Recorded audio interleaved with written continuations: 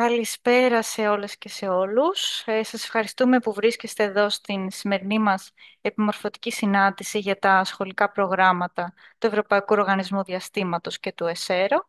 Εγώ είμαι η Ιώνα Ρεπανίδου, είμαι εκπαιδευτικός και εργάζομαι στο ΕΣΕΡΟ από τότε που ξεκίνησε και μαζί μας είναι και ένας από τους δύο υπεύθυνους του γραφείου, ο κύριος Νίκος Λαμπρινός, καθηγητής επίσης στο Αριστοτέλειο Πανεπιστήμιο Θεσσαλονίκης. Κύριε Λαμπρινή, αν θέλετε να απευθύνετε έτσι ένα χαιρετισμό, ένα καλωσόρισμα. Καλησπέρα και από μένα. Χαίρομαι πολύ που ήρθε πάλι αυτή η ώρα στην αρχή του σχολικού έτους να συναντηθούμε πάλι, έστω και με αυτόν τον τρόπο, και να παρουσιάσουμε την έναρξη των σχολικών προγραμμάτων της ίσα και του Ελληνικού Γραφείου ΕΣΕΡ. Θα είμαστε εδώ καθ' όλη τη διάρκεια της χρονιάς να σας στηρίξουμε και να σας υποστηρίξουμε στην διεξαγωγή όλων αυτών των προγραμμάτων, αυτά τα οποία θα επιλέξει ο καθένας και η καθεμία από εσά να εφαρμόσετε στα σχολεία σας. Ξέρουμε ότι περιμένατε αυτήν εδώ την ώρα για να μπορέσετε να δείτε τι θα επιλέξετε και πώς μπορείτε να κινηθείτε σε αυτά τα πράγματα, ούτως ώστε να μπορέσετε να το δηλώσετε και σαν δράση του σχολείου σας.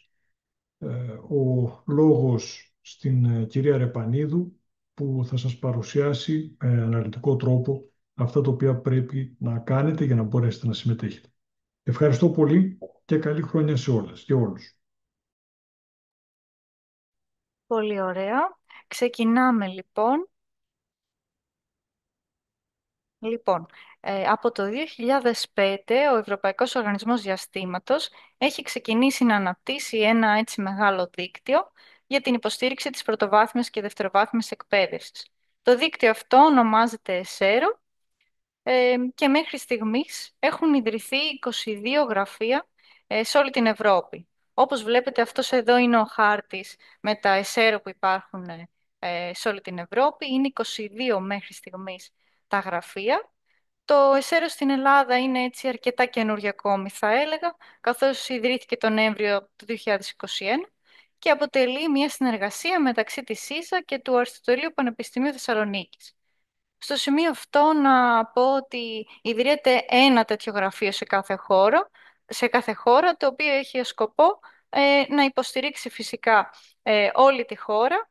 Το γεγονός δηλαδή ότι εδρεύει στο ΑΠΙΘΙΤΑ δεν σημαίνει ότι πρόκειται για ένα γραφείο το οποίο απευθύνεται μόνο στη Θεσσαλονίκη. Έτσι, είναι όλης της Ελλάδας. Και συγκεκριμένα στεγαζόμαστε στο Κέντρο Διεπιστημονικής Έρευνας και Ανάπτυξης, στο ΚΕΔΕΚ, όπου είναι ένα γραφείο. Δεν υπάρχει δηλαδή κάποιος χώρος, ας πούμε, επισκέψιμος από σχολείο, ωστόσο κάποιες φορές πραγματοποιούμε και κάποια σεμινάρια διαζώσεις εδώ στους χώρους του ΚΕΔΕΚ. Επίσης, σε αυτό το σημείο θα ήθελα να πω ότι το ΕΣΕΡΟ Greece έχει την υποστήριξη του Υπουργείου Παιδείας και του Υπουργείου Ψηφιακής Διακυβέρνησης. Έχουν οριστεί εκπρόσωποι δηλαδή για αυτό το σκοπό. Και επίσης έχουμε υπογράψει μνημόνιο συνεργασίας με τις περιφερειακές διευθύνσεις εκπαίδευσης. Επομένως και όλες οι διευθύνσεις είναι ενήμερες για τις δράσεις του ΕΣΕΡΟ. Γενικότερο σκοπός των ΕΣΕΡΟ είναι φυσικά να ενισχύσουμε την ενσωμάτωση των προγραμμάτων STEM με θέμα το διάστημα πάντοτε, στη σχολική τάξη, ενώ παράλληλα απευθυνόμαστε σε όλες τις βαθμίδες, δηλαδή από τον νηπιαγωγείο μέχρι και το λύκειο. Επίσης, αποσκοπούμε στο να προσελκύσουμε όλους τους μαθητές, να έχουμε δηλαδή αυτή την γεωγραφική διασπορά, όπως ανέφερα προηγουμένως, και υποστηρίζουμε την αντίληψη ότι η επιστήμη είναι για όλους και όχι μόνο για τους ιδιοφυείς, όπως πολλοί μπορεί να θεωρούν.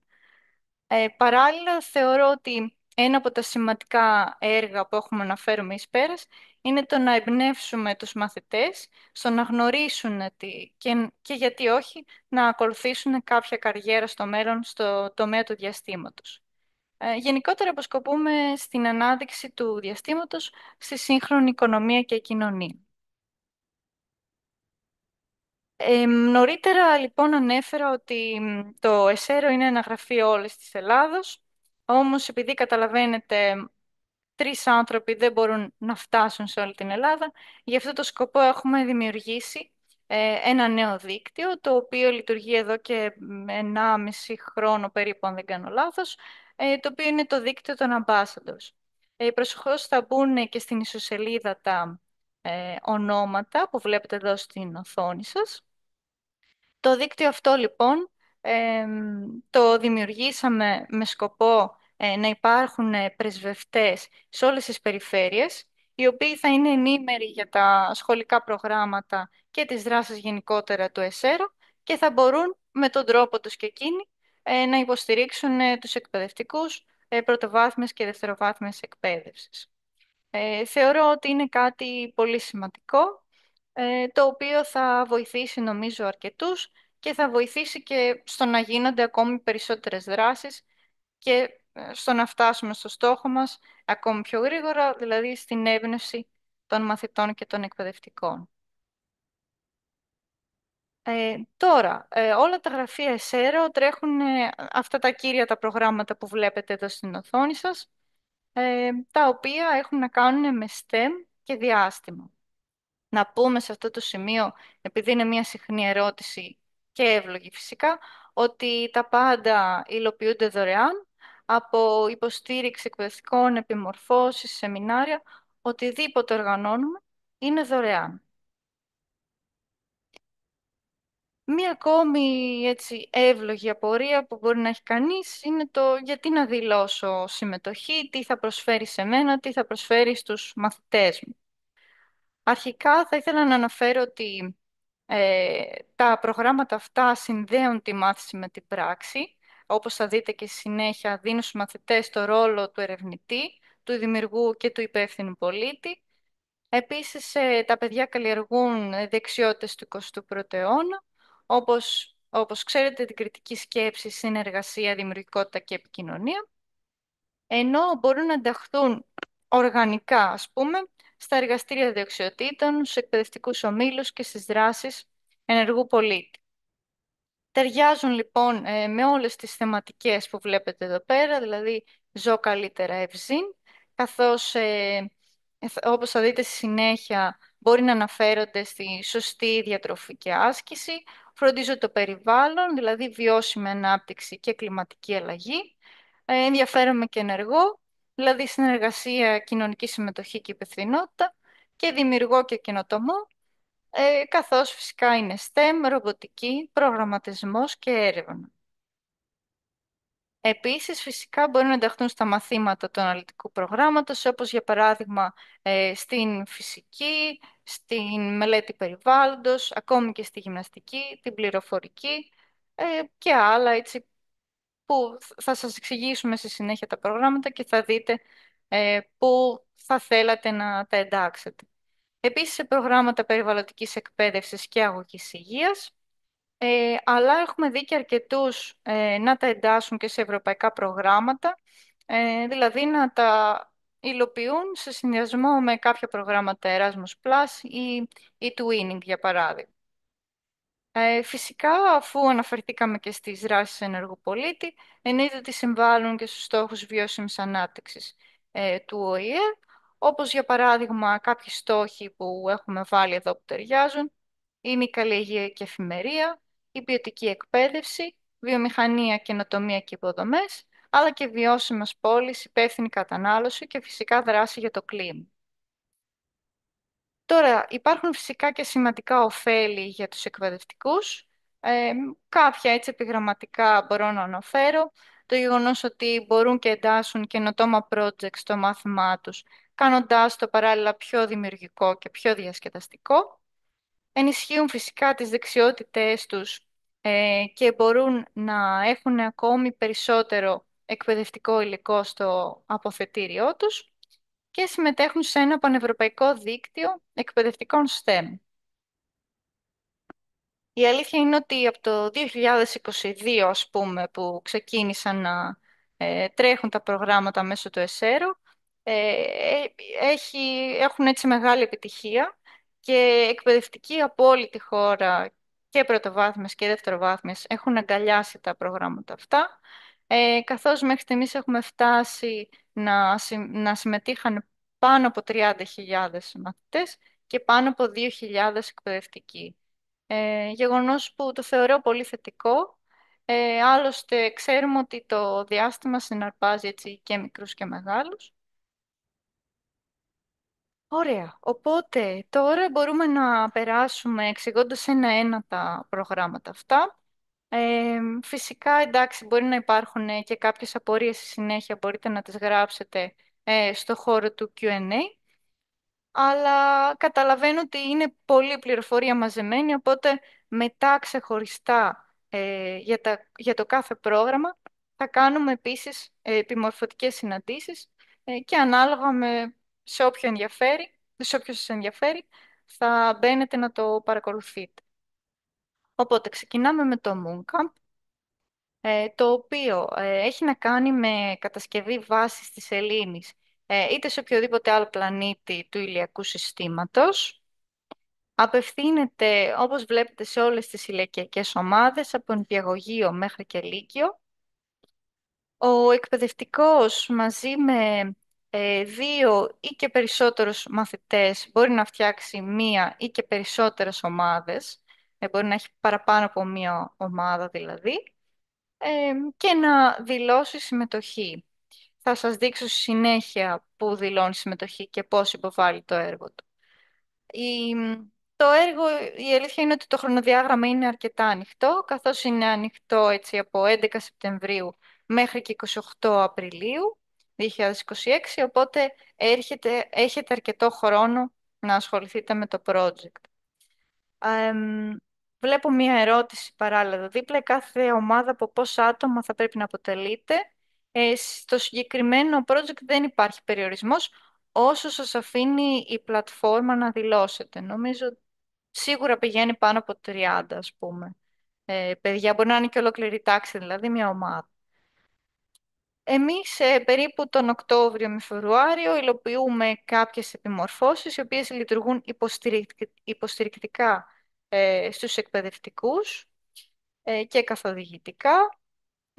Το Φεβρουάριο του 2026 επίσης η ίσα έχει προγραμματίσει μια διαδικτυακή εκδήλωση με έναν ειδικό επιστήμονα της ίσα, όπου θα έχουν την ευκαιρία να την παρακολουθήσουν και μαθητές.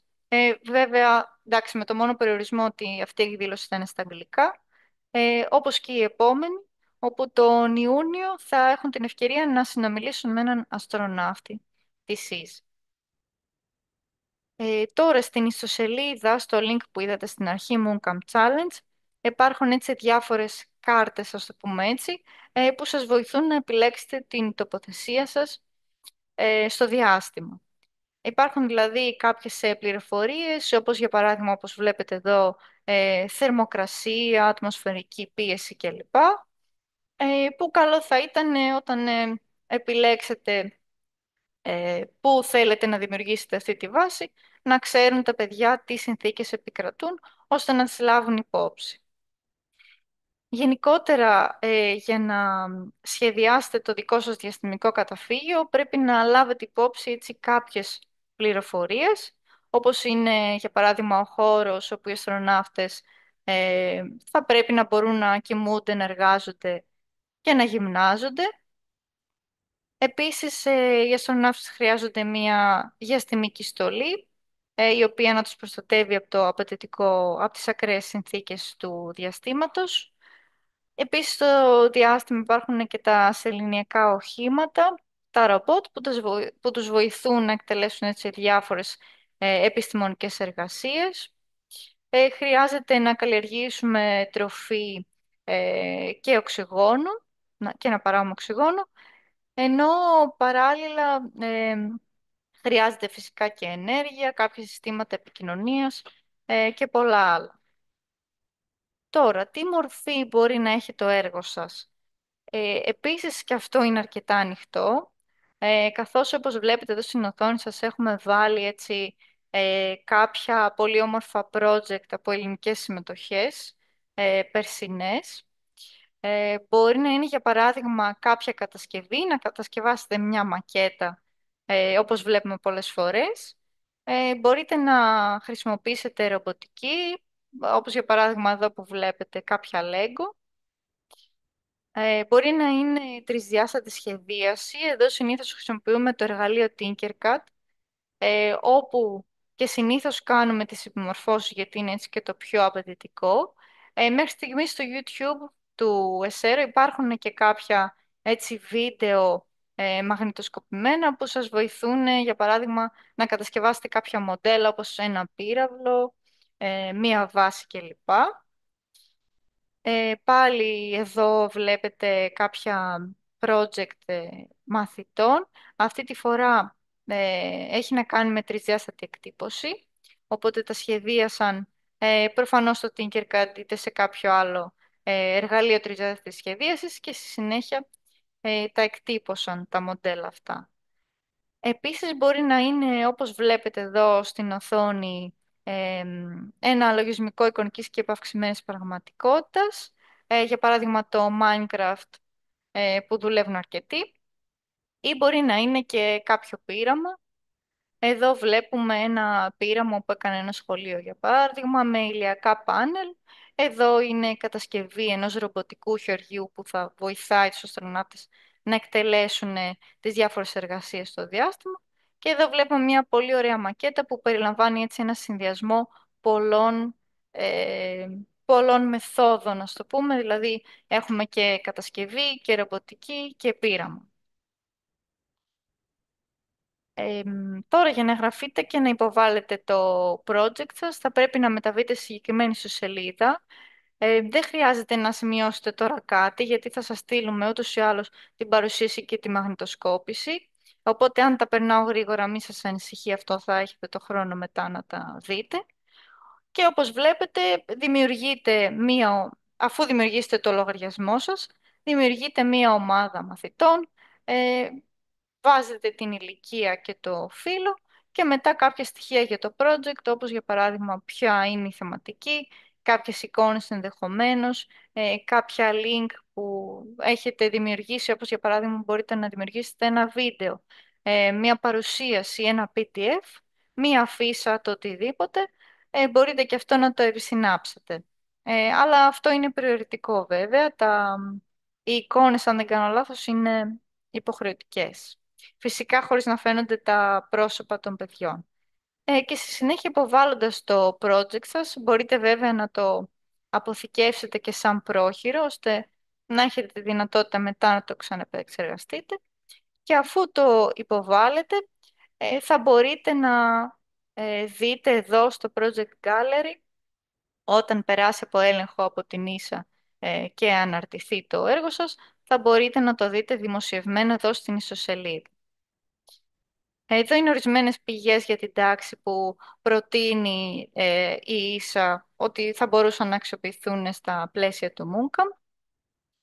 Επομένως, εδώ είναι η εγγραφή και εκεί, όπως σας είπα, βλέπετε στο Project Gallery τα έργα σας. Θα απαντήσω στο τέλος, βλέπω κάποιες απορίες. Θα συνεχίσω. Ελπίζω να λυθούν στη συνέχεια. Αλλά όπως και να έχει θα τις απαντήσουμε προφορικά μετά. Και προχωράμε λοιπόν στο δεύτερο project, το Mission X Train Like an Astronaut, το οποίο έχει να κάνει έτσι με υγιεινή, σωματική άσκηση και επιστημονικές αποστολές των αστροναυτών. Το συγκεκριμένο δεν αποτελεί μόνο μία πανευρωπαϊκή πρόκληση, αλλά είναι μία παγκόσμια πρόκληση, καθώς συμμετέχουν και χώρες εκτός Ευρώπης. Προτείνεται για ηλικίες από 4 έως 16 ετών, με κάποιες προσαρμογές φυσικά για δευτεροβάθμια. Μόλις πέρσι είχαμε 2 ομάδες, ας πούμε, που συμμετείχαν από δευτεροβάθμια, αλλά θέλουμε στο μέλλον να δημιουργήσουμε και πηγές επιπλέον για την δευτεροβάθμια. Και εδώ επίσης ο εκπαιδευτικός μπορεί να φτιάξει μία ή και περισσότερες ομάδες μαθητών, ενώ είναι και αυτό έτσι αρκετά ανοιχτό το χρονοδιάγραμμα, καθώς μπορείτε να υποβάλλετε δραστηριότητες μέχρι και τον Αύγουστο. Ωστόσο, βέβαια, επειδή εννοείται ότι χρειάζεται τις βεβαιώσεις νωρίτερα, πριν τη λήξη του σχολικού έτους, φέτος με την υποβολή έστω και μίας δραστηριότητας, έχετε πρόσβαση στις βεβαιώσεις. Ναι, να πω και κάτι σημαντικό εδώ που το αμέλησα να το αναφέρω. Σε όλα τα project παίρνετε βεβαιώσεις. Παίρνετε βεβαιώσεις ως μέντορες από τον Ευρωπαϊκό Οργανισμό Διαστήματος. Παίρνετε τις βεβαιώσεις για τους μαθητές και μία βεβαίωση όπου αναγράφετε το όνομα της ομάδας. Φυσικά τα ονόματα των μαθητών θα πρέπει να τα συμπληρώσετε εσείς, γιατί για λόγους προσωπικών δεδομένων δεν μπορείτε να δηλώσετε τα ονόματα στην πλατφόρμα. Ξεκίνησε λοιπόν η πρόκληση αυτή από την NASA το 2011 και μέχρι στιγμής έχει προσελκύσει πάνω από 500.000 μαθητές σε όλο τον κόσμο. Η πρόκληση, όπως βλέπετε εδώ, είναι να βοηθήσετε τις δύο της μασκότ, Λούνα και Λίο, να περπατήσουν ορισμένα χιλιόμετρα, 384.400 χιλιόμετρα, να διανύσουν δηλαδή την απόσταση από τη Γη στη Σελήνη. Πώς θα γίνει αυτό? Εκτελώντας κάποιες δραστηριότητες που θα σας δείξουμε στη συνέχεια που υπάρχουν, οι οποίες έχουν να κάνουν με την φυσική κατάσταση, ας πούμε, καθώς οι αστροναύτες θα πρέπει να διατηρούνται σε μια καλή φυσική κατάσταση και να ακολουθούν μια υγιεινή διατροφή, προκειμένου να ανταπεξέλθουν στο διάστημα, και 21 επιστημονικές δραστηριότητες που έχουν να κάνουν, για παράδειγμα, ε, με την κατασκευή ρομποτικού χεριού που σας έδειξα προηγουμένως και κάποια άλλα πειράματα. Εδώ μπορείτε να δείτε έτσι κάποιες από τις δραστηριότητες που υλοποιήθηκαν στα πλαίσια μιας τελικής εκδήλωσης που διοργανώσαμε και σε συνεργασία με την εθελόντρια συνεργάτητα του ΕΣΕΡΟ για το Mission X, την κυρία Αθηνά Πρεμικύρη. Κάναμε λοιπόν μια όμορφη εκδήλωση στην Αμοργό, όπου βλέπετε μοιράσαμε και μπλουζάκια και καπελάκια στα παιδιά και πραγματοποίησαν τις δραστηριότητες που έχουν να κάνουν με την άθληση. Και εδώ είναι κάποιες από τις φωτογραφίες σας. Κατά καιρούς μας στέλνουν εκπαιδευτικοί και σας παρατρύνουμε να μας στέλνετε φωτογραφίες. Έχουν αναρτηθεί κάποιες από αυτές και στο site μας μάλιστα, όπου βλέπουμε έτσι διάφορα σχολεία. Εδώ βλέπετε και κάποιες μαθήτριες που σας είπα από γυμνάσιο που συμμετείχαν φέτος να υλοποιούν έτσι τις δραστηριότητες είτε σε εξωτερικό χώρο είτε σε εσωτερικό χώρο. Και εδώ βλέπετε το ημερολόγιο αποστολής που μπορείτε κάθε φορά που εκτελείτε μία δραστηριότητα να το συμπληρώνετε, να το έχετε εκτυπωμένο για παράδειγμα στο σχολείο. Υπάρχει το ημερολόγιο αυτό, εννοείται στην ιστοσελίδα του ΕΣΕΡΟ στα ελληνικά. Και έτσι να συμπληρώνετε τις δραστηριότητες, να βάζετε φωτογραφίες μέσα στο ημερολόγιο. Νομίζω ότι είναι πραγματικά πολύ όμορφο να το βλέπουν έτσι και τα παιδιά τι έχουν υλοποιήσει. Φυσικά στο σημείο αυτό να πω ότι δεν είναι υποχρεωτικές όλες αυτές οι δραστηριότητες. Ακόμα και μία ή και δύο να κάνετε, έχετε πρόσβαση στις βεβαιώσεις. Τώρα, πού θα βρείτε τις δραστηριότητες? Στο συγκεκριμένο σύνδεσμο λοιπόν, activities, υπάρχουν όλες οι δραστηριότητες. Και όπως βλέπετε εδώ είναι χωρισμένες σε φυσικής άθλησης και σε επιστημονικές. Να πω εδώ κάτι σημαντικό. Όλες οι δραστηριότητες που έχουν να κάνουν με την άθληση έχουν μεταφραστεί στα ελληνικά και προσεχώς θα μεταφραστούν και όλες οι επιστημονικές. Έχουν μεταφραστεί κάποιες από αυτές που είναι στην ιστοσελίδα μας στο ΕΣΕΡΟ στο υλικό, αλλά προσεχώς θα μεταφραστούν όλες. Και εδώ λοιπόν ακολουθείτε μια έτσι παρόμοια διαδικασία. Θα πρέπει να δημιουργήσετε λογαριασμό εδώ, πατώντας το Register, και να φτιάξετε την ομάδα σας, το όνομα της ομάδας και κάποια άλλα στοιχεία που θα σας ζητήσει. Εδώ λοιπόν Create Team, και μπορείτε να δείτε μάλιστα και αν έχετε περισσότερες από μία ομάδες, ποιες δραστηριότητες έχει υλοποιήσει κάθε ομάδα. Γενικότερα τα βήματα έτσι, που κερδίζετε εκτελώντας τις δραστηριότητες έχουν να κάνουν με τον τύπο και το είδος της δραστηριότητας. Αν μπείτε εδώ θα δείτε κάποιες πληροφορίες όπου βλέπετε πώς η κάθε δραστηριότητα ουσιαστικά συμβάλλει στο να κάνετε ας πούμε περισσότερα βήματα για να φτάσετε στη σελήνη. Μάλιστα, ήδη έχουν εγγραφεί κάποιες ομάδες. Στο τέλος θα δείτε και τα δικά σας τη στοιχεία στο χάρτη της Ελλάδας, κάτι το οποίο το θεωρώ πολύ όμορφο. Ε, και θα μπορείτε να θαυμάσετε έτσι, να δείτε την τοποθεσία σας, το όνομα του σχολείου και το όνομα της ομάδας. Προχωράω λοιπόν στο επόμενο, το οποίο είναι το AstroPi και έχει να κάνει με προγραμματισμό. Υλοποιείται σε συνεργασία με τη Raspberry Pi Foundation και την NISA. Φυσικά, και υπάρχουν δύο επίπεδα, το Mission Zero και το Mission Space Lab.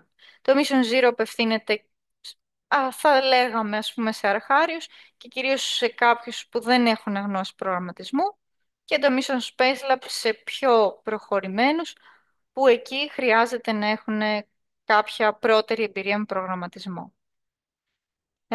Και εδώ έτσι απευθύνεται και σε δημοτικό έτσι μεγάλες τάξεις, θα έλεγα κυρίως πέμπτη-έκτη, μέχρι και γυμνάσιο λύκειο. Στο συγκεκριμένο στο Mission Zero μπορεί και ένα παιδί, ας πούμε, να υποβάλει το project, ή αλλιώς να δημιουργηθεί μία ομάδα, αλλά αυτή τη φορά μέχρι 4 άτομα. Δεν είναι δηλαδή τόσο ανοιχτή ομάδα όπως στα προηγούμενα δύο που είδαμε. Εδώ είναι λίγο πιο περιορισμένο έτσι, το χρονοδιάγραμμα, καθώς μπορείτε να υποβάλλετε το έργο σας μέχρι και τις 23 Μαρτίου. Τι κάνετε λοιπόν στο Mission Zero? Γράφετε ένα κώδικα σε γλώσσα Python, χρησιμοποιώντας, όπως βλέπετε εδώ στην οθόνη, το Mission Zero, την προσομοίωση του Mission Zero, ένας υπολογιστής ας πούμε, και χρησιμοποιώντας αισθητήρα χρώματος και φωτεινότητας του AstroPi μπορείτε να δημιουργήσετε μία εικόνα όπως αυτήν εδώ που βλέπετε στην οθόνη, η οποία εικόνα μπορεί να είναι εμπνευσμένη από την φύση στη Γη ή ακόμα και από άλλους πλανήτες. Βλέπετε εδώ ας πούμε μία πάπια, μία λεπού και ούτω καθεξής. Στη συνέχεια εκτελείτε τον κώδικα αυτό και ο κώδικας αποστέλλεται πραγματικά στο Διεθνή Διαστημικό Σταθμό. Μπορεί να ολοκληρωθεί το συγκεκριμένο project μέσα σε 60 λεπτά, και όταν πια στείλετε τον κώδικά σας στον ISS, θα πρέπει να περάσει σίγουρα ένα χρονικό διάστημα, όπου και θα περιμένετε να λάβετε μία ειδοποίηση με την ακριβή ώρα και τοποθεσία που εκτελέστηκε ο κώδικάς σας στο διάστημα. Στη συνέχεια θα δείτε κάποιες εικόνες που έχω από εκπαιδευτικούς που μας έστειλαν, με τον κώδικά τους να τρέχει στο διάστημα με ακριβείς συνταγμένες κλπ.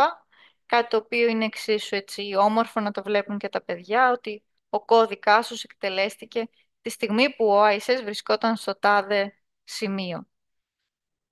Εδώ για το Mission Zero έχει δημιουργηθεί έτσι ένα φύλλο εργασίας, το οποίο θεωρώ ότι είναι αρκετά βοηθητικό για να ξεκινήσετε. Θα σας στείλω μετά και το σύνδεσμο στα email σας όταν ολοκληρωθεί η συνάντηση.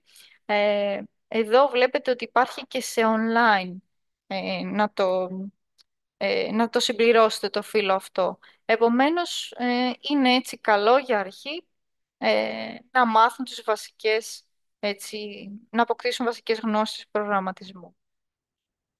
Επίσης έχει δημιουργηθεί ένας σύντομος οδηγός, ο οποίος επίσης θα σας σταλεί στα email σας, έτσι με συνοπτικά βήματα, 2 σελίδες, το οποίο δημιουργήθηκε από το ΕΣΕΡΟ της Νορβηγίας και μεταφράστηκε από εμάς, με όλα τα απαραίτητα βήματα για να συντάξετε τον κώδικά σας.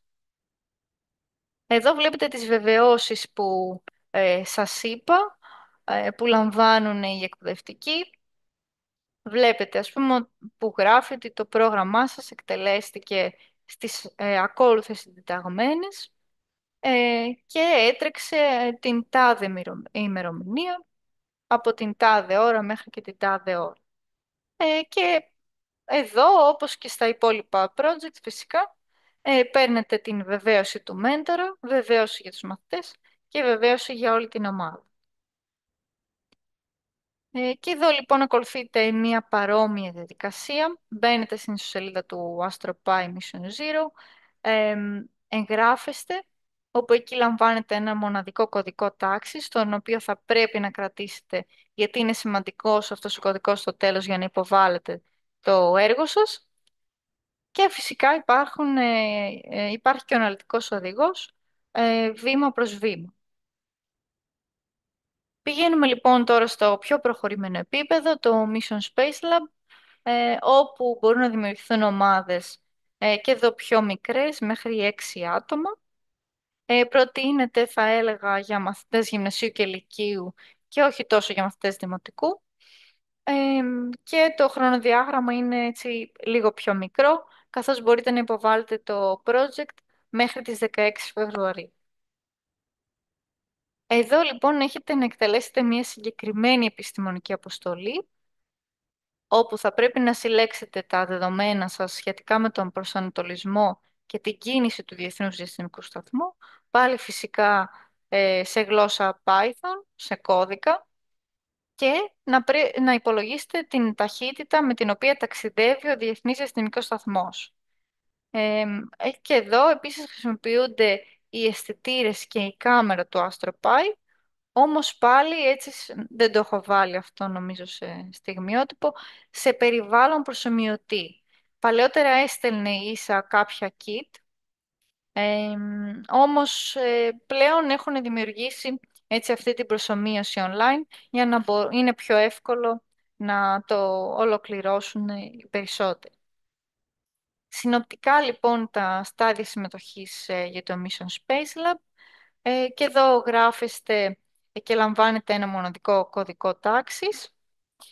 Γράφετε το πρόγραμμά σας σε κώδικα Python και δοκιμάζετε το πρόγραμμα με το AstroPy Replay Tool, το οποίο αν δεν κάνω λάθος το έχω και στη συνέχεια σαν σύνδεσμο. Εκεί ελέγχονται τα κριτήρια προκειμένου να διασφαλιστεί ότι το πρόγραμμα που έχετε δημιουργήσει πληρεί όλες τις προδιαγραφές.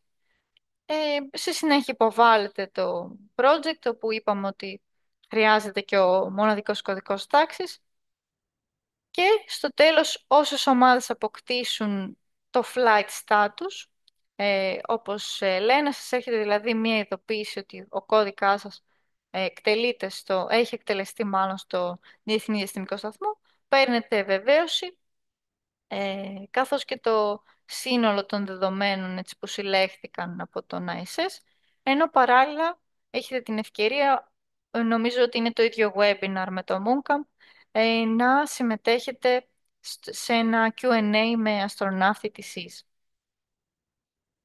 Και εδώ λοιπόν αντίστοιχα εγγράφεστε στο AstroPy Mission Space Lab, όπου υπάρχουν και οι αναλυτικές οδηγίες και κάποια παραδείγματα, κάποιες πηγές ας πούμε που προτείνονται, και υποβάλλετε το έργο σας εδώ στο AstroPy Replay Tool και τρέχετε τον κώδικά σας. Ωραία. Προχωράμε λοιπόν στο επόμενο το project, το Climate Detectives, όπου οι μαθητές γίνονται πραγματικά detective του κλίματος, ας πούμε, έχει μείνει αυτή η ονομασία από παλαιότερα, ωστόσο δεν ασχολούνται μόνο με το κλίμα πλέον, αλλά γενικότερα με την προστασία του περιβάλλοντος και του κλίματος της γης. Χωρίζεται και αυτό σε δύο επίπεδα, στους αρχάριους και τους προχωρημένους, το Kids και το Climate Detectives δηλαδή, και πάμε να τα δούμε αναλυτικά.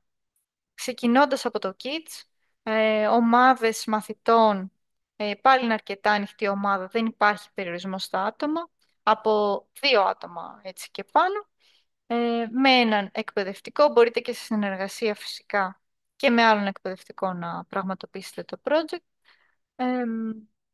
Πραγματοποιούν έτσι κάποιες δραστηριότητες, συγκεκριμένα 2 δραστηριότητες πρέπει να υποβληθούν, σχετικές πάντα με τον κλίμα, ας πούμε, τον καιρό, τα χαρακτηριστικά της γης κτλ. Η θεματική ενότητα λοιπόν είναι το περιβάλλον της γης και η προστασία του, και οι υποβολές είναι ανοιχτές έως και τις 6 Απριλίου, εάν θέλετε να λάβετε βεβαίωση πριν τη λήξη της σχολικής χρονιάς. Διαφορετικά, αν δεν σας ενδιαφέρει αυτό το κομμάτι, νομίζω ότι είναι, μετά είναι ακόμα πιο ανοιχτό. Δηλαδή, αν το υποβάλλετε 10 Απριλίου, ας πούμε, το project σας, μετά η βεβαίωση θα σταλεί μετά το τέλος της σχολικής χρονιάς, που νομίζω ότι δεν σας εξυπηρετεί, αλλά μπορεί να υπάρχουν και περιπτώσεις που ε, μπορεί να μην έχετε κάποιο πρόβλημα. Εδώ βλέπετε κάποια από τα project που υλοποιήθηκαν στα πλαίσια του Climate Detective Skills. Ε, Εδώ, ας πούμε, έχει αξιοποιηθεί η συγκεκριμένη πηγή, η οποία είναι μεταφρασμένη στα ελληνικά, το φαινόμενο του θερμοκηπίου και οι συνέπειές του, το οποίο αποτελείται, συνήθως όλες οι πηγές έχουν έτσι ένα συγκεκριμένο μοτίβο. Δηλαδή υπάρχουν κάποιες αρχικές πληροφορίες που απευθύνονται, μια σύντομη περίληψη, μαθησιακοί στόχοι κλπ. Μετά υπάρχουν κάποιες λεπτομέρειες, κάποιες επιστημονικές, θα έλεγα, πληροφορίες, γύρω εξηγώντας τη θεματική. Και υπάρχει και οδηγός εκπαιδευτικού ενσωματωμένος και φύλλα εργασίας για τους μαθητές, τα οποία μπορείτε να τα κατεβάσετε και να τα αξιοποιήσετε. Φυσικά μπορείτε να κάνετε και κάποιες παραλλαγές ανάλογα με το μαθητικό δυναμικό σας και τις ηλικίες. Εδώ λοιπόν βλέπουμε κάποια project από ελληνικές συμμετοχές, έτσι, που αναρτήθηκαν. Όπως βλέπετε μπορείτε να δημιουργήσετε μία αφίσα, για παράδειγμα, πολύ απλή, να κάνετε κάποια πειράματα. Εδώ τα παιδιά έχουν φτιάξει το δικό τους κήπο. Έτσι, ανάλογα με την ηλικία, θεωρώ ότι μπορούν να προσαρμοστούν οι δραστηριότητες.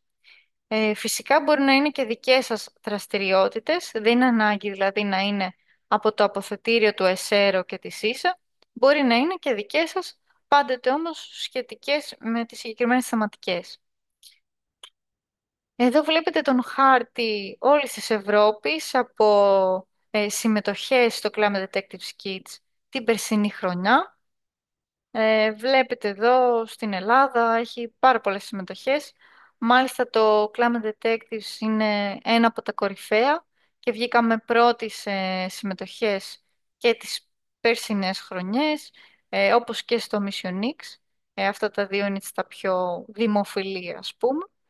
Ελπίζω και τα υπόλοιπα να γίνουν εξίσου δημοφιλή. Και είναι έτσι πολύ ωραίο πάλι να βλέπετε το όνομα του σχολείου σας και της ομάδας σας στο χάρτη. Και εδώ λοιπόν γράφεστε εδώ στη συγκεκριμένη ιστοσελίδα. Ε, το πρώτο βήμα είναι αυτό και δημιουργείτε μία ομάδα ή και περισσότερες. Εδώ θα βρείτε κάποιες πηγές, όπου ξαναλέω και στην ιστοσελίδα του ΕΣΕΡΟ είναι καλύτερο να αναζητήσετε αν υπάρχουν κάποιες που σας ενδιαφέρουν, γιατί εκεί είναι στα ελληνικά, και διαλέγετε δύο δραστηριότητες. Στη συνέχεια, ακολουθώντας αυτά εδώ τα βήματα, μπορείτε να προσθέσετε την πρώτη σας δραστηριότητα, όπου με την υποβολή της κάθε μιας λαμβάνετε έτσι ένα εικονικό σήμα. Το πρώτο είναι το silver και το δεύτερο είναι το χρυσό, όπου και με την υποβολή της δεύτερης δραστηριότητας λαμβάνετε και τις βεβαιώσεις σας. Και εδώ κάποιες πληροφορίες που θα πρέπει να έτσι γράψετε, όπως να περιγράψετε το project σας, αν χρησιμοποιήσατε πηγές της ίσα, του ΕΣΕΡΟ ή άλλες πηγές. Εδώ θα σας βάλει να εξηγήσετε τι χρησιμοποιήσατε. Κάποια εικόνα, όπως είπα, να μην φαίνονται τα πρόσωπα των παιδιών. Εδώ τώρα είδα φευγάλε έτσι μια ερώτηση. Δύο δραστηριότητες θα πρέπει να είναι υποχρεωτικά, μέχρι δύο. Ε, αν κάνετε μία, θα πάρετε ναι μεν εδώ την κονκάρδα, αλλά δεν θα πάρετε τη βεβαίωση. Οπότε καλό θα ήταν να υποβάλλετε δύο δραστηριότητες για την κάθε ομάδα που δημιουργείτε. Ε, και μετά κάποια ιστοσελίδα που ίσως έχετε δημιουργήσει, κάποιο PDF, κάποιο βίντεο, αλλά αυτά εδώ είναι προαιρετικά. Και προχωράμε λοιπόν στο προχωρημένο επίπεδο, το Climate Detectives, όπου πια έχουμε να κάνουμε με χρήση δεδομένων, δορυφορικών δεδομένων, ε, που μπορείτε να αντλήσετε από το Copernicus Browser, το λογισμικό που θα δούμε στη συνέχεια, ή ακόμη μπορεί να είναι και κάποιες επίγειες μετρήσεις, κάποια πειράματα που θα πραγματοποιήσετε. Μπορούν να είναι για παράδειγμα τα projects σας σχετικά με την... ε, τώρα θα πω κάποια τυχαία επιγραμματικά, σχετικά με πυρκαγιές, πλημμύρες, αύξηση της θερμοκρασίας, φαινόμενο θερμοκηπίου, αστικοποίηση κτλ. Προτείνεται για μαθητές από 8 ετών και πάνω, και εδώ πάλι μπορείτε να δημιουργήσετε ομάδες, μία ή και περισσότερες από 2 άτομα και πάνω. Το συγκεκριμένο επίσης είναι ανοιχτό μέχρι και τις 6 Απριλίου, ενώ παράλληλα στο ενδιάμεσο διάστημα θα ξεκινήσουμε και κάποιες επιμορφώσεις από το ΕΣΕΡΟ, πιο πολύ προσανατολισμένες στο λογισμικό Copernicus Browser, αν διαλέξετε να το χρησιμοποιήσετε. Τώρα, θα δείτε και στη συνέχεια, το project μάλλον χωρίζεται σε 3 φάσεις. Υποβάλλετε στην αρχή ένα πλάνο έρευνας, όπου λέτε, για παράδειγμα, το ερευνητικό ερώτημα που έχετε θέσει, πώς θα αναλύσετε τα δεδομένα σας και τι ακριβώς θέλετε να πετύχετε με την έρευνά σας. Και καλό θα ήταν το συγκεκριμένο πλάνο έρευνας να το υποβάλλετε μέχρι Δεκέμβριο ή και Ιανουάριο, προκειμένου να σας στείλουμε μία ανατροφοδότηση, κάποια σχόλια δηλαδή, προκειμένου να βελτιώσετε το project σας. Στη συνέχεια το Δεκέμβριο θα γίνει ένα διαδικτυακό σεμινάριο με ειδικό τη ΣΥΣΑ, ενώ στα μέσα Απριλίου, το έπαθλο μάλλον είναι σε ένα πολύ ωραίο έπαθλο. Στις 26 με 28 Μαΐου θα πραγματοποιηθεί εκδήλωση του Ευρωπαϊκού Οργανισμού Διαστήματος στο ΕΣΡΙΝ, δηλαδή το Κέντρο Παρατήρησης Γης της ίσα στην Ιταλία, η οποία εκδήλωση θα είναι αφιερωμένη στις νικήτριες ομάδες του Climate Detectives, που επιλέγονται από κάθε χώρα, από το κάθε σέρο δηλαδή. Επομένως, εμείς μέχρι και τις αρχές Απριλίου, έτσι που θα υποβάλλετε το έργο σας, από εκεί και πέρα, στα μέσα Απριλίου θα πρέπει να ανακοινώσουμε μία ομάδα η οποία έχει επιλεχθεί να πάει στο ΕΣΡΙΝ. Τώρα, επειδή ξέρω ότι φέτος πέφτει αρκετά αργά η εκδήλωση της ίσα δυστυχώς, δεν θα καταφέρει μάλλον να πάει η ομάδα γυμνασίου λυκείου, γιατί προφανώς τότε είναι εξετάσεις. Επομένως, θα πρότεινα να δηλώσουν, ας πούμε, όσοι είναι από πέμπτη ή προτιμότερο είναι έκτη τάξη, να δηλώσουν στο Climate Detectives, για να στείλουμε κάποια ελληνική ομάδα, γιατί είναι κρίμα να μην πάει κανείς, επειδή υπάρχουν εξετάσεις στο γυμνάσιο και στο λύκειο. Θα σας στείλουμε βέβαια κάποιες συγκεκριμένες προδιαγραφές, γιατί όπως καταλαβαίνετε θα πρέπει να έχει και νόημα η εκδήλωση αυτή για τα παιδιά, γιατί θα έχουν να αλληλεπιδράσουν με μεγαλύτερα παιδιά, 15, 16, 17 ετών, και επίσης όπως καταλαβαίνετε θα είναι όλα στα αγγλικά, επομένως πρέπει να διασφαλίσουμε ότι θα έχει νόημα η εκδήλωση, θα καταλαβαίνουν, θα μπορούν να παρουσιάσουν το έργο τους και να αλληλεπιδράσουν και με τις άλλες ομάδες.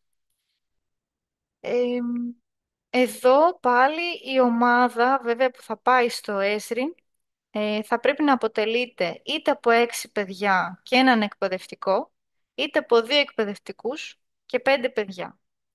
Έτσι δεν μπορούν να πάνε 30 παιδιά, ας πούμε, από κάθε χώρο, γιατί καταλαβαίνετε ότι υπάρχει πρόβλημα. Βλέπω εδώ την ερώτηση: η υπόλοιπη Ευρώπη δεν έχει εξετάσει εκείνες τις μέρες. Δυστυχώς δεν έχω ακούσει από άλλες έρων, από την αλήθεια, ότι έχουν εξετάσεις. Γενικά είναι διαφορετικά, ας πούμε, τα χρονοδιαγράμματά τους, οπότε είναι πολύ πιθανό να μην έχουν. Γιατί το σχολικό έτος σε πολλούς τελειώνει, αν δεν κάνω λάθος, Ιούνιο-Ιούλιο κάποιες φορές, οπότε δεν συμπέφτει πάνω σε εξετάσεις. Πέρσι ήταν πιο νωρίς και μπόρεσε να πάει μια ομάδα από το γυμνάσιο της Ηλιούπολης.